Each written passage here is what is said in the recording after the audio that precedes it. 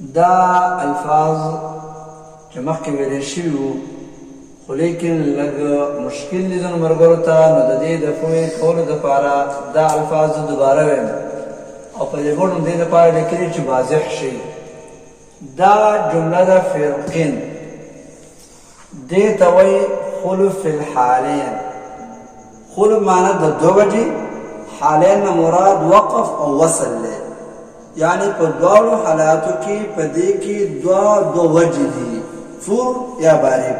وقف کې هم دوه وجې جایز او په وصل کې هم دوه وجې جایز.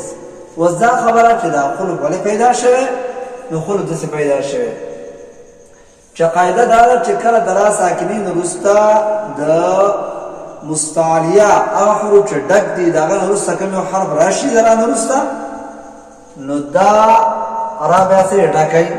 نو ګوره را ده او سره قاف راغلی ډک دی، دا خبره په خپل ځای صحیح شوه چې څوک دا فور وي د هغه لپاره دا دلیل شو. څوک چې دا باریک بولي هغه وایي حرف مستعلیه قاف خو راغلی خو په قاف باندې کسرې دي، نو د دې قاف دا ډکوالی او د کسرې کم کړی دی، نو دې وجې نه دا د باریک ولوستلی شي.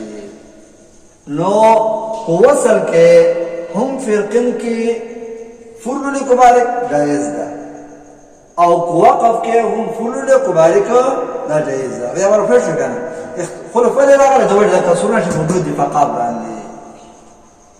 اوس د نور الفاظ چې یو مصر دی یو قطر.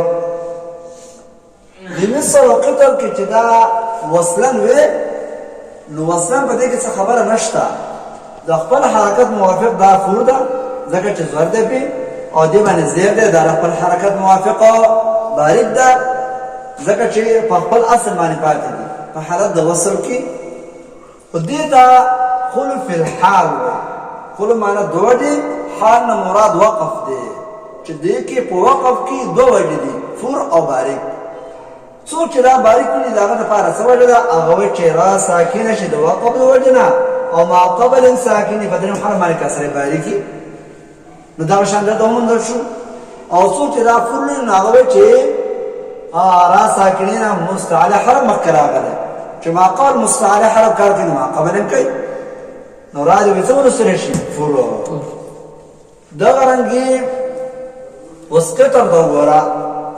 قطر باندې چې وقف وکړي دا خبره ته متوجه کېږي. نو دلته فیصله داسې شوې ده، قرا دا وایي چې مصر کې را فور لوستل بهتر دي او په قطر کې په حالت د وقف کې باریک لوستل بهتر دي. ولې د بهتروالي څه وجې نه دی، اعتبار یې ورکړه حالت د وصل له. په حالت د وصل کې دا د مصر را والا دا فور وه ځکه چې خپل حرکت فتحه وه، نو د لانجې د ختمېدلو دپاره او حتی د ګټلو دپاره ظاهرا هغه فیصله په دې شوې ده چې مصر را والا چې دا په حالت د وصل کې فور وه، نو په حالت د وقف کې د هم فور ولوستلی شي.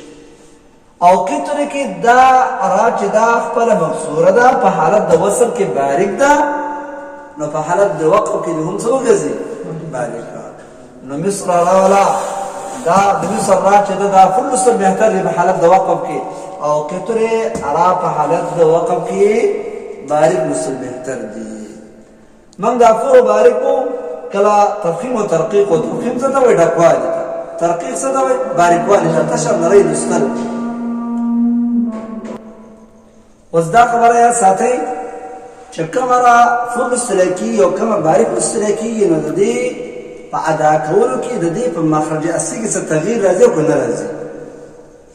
نو دومره خبره ده چې کومه را ډکه لوستلی کېږي د هغه را د ادا کولو په وخت کې په پشت زبان باندې دباو سې وایي. د ژبې دا شا چې ده دې ته دخل زیاتي په نسبت د مخرج اصلي چې د دې د وجې نه دا ډکه لوستلی کېږي. او چې کومه را باریک لوستلی کېږي نو په هغه را کې دباو چې دی په پشت زبان باندې نه وي، کم وي او په مخرج اصلي باندې دا تعلق زیات وي.